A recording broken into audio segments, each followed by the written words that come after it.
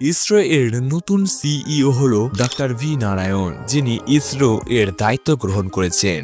তার আগে বিদায়ী প্রধান এস স্বামীনাথনের নেতৃত্বে ইসরো 7টি গুরুত্বপূর্ণ মিশন সম্পূর্ণ করেছেন, যেগুলি হলো 1 নম্বর চন্দ্রযান 3, চাঁদের দক্ষিণ মেরুতে প্রথমবারের মতো সফল অবতরণ। 2 নম্বর আদিত্য L1, ভারতের প্রথম সৌর মিশন, সূর্যের বায়ুমণ্ডল নিয়ে গবেষণার জন্য উৎক্ষেপণ করা হয়। 3 নম্বর SSLV মিশন, ছোট স্যাটেলাইট উৎক্ষেপণের জন্য তৈরি একটি সাশ্রয়ী প্রযুক্তি। 4 নম্বর গগনযান প্রিপারেশন, মানব মহাকাশ মিশনের জন্য ক্রু প্রশিক্ষণ ও সফল পরীক্ষাগুলো সম্পূর্ণ হয়েছে।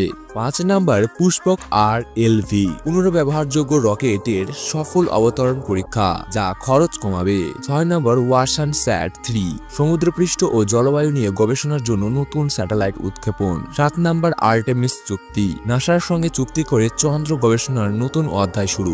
এস স্বামীনাথনের এই অর্জনগুলো ইসরো এর ভবিষ্যৎকে আরো উজ্জ্বল করেছে। নতুন প্রধান ডক্টর ভি নারায়ণের নেতৃত্বে ইসরো আরো সাফল্যের পথে এগিয়ে যাবে।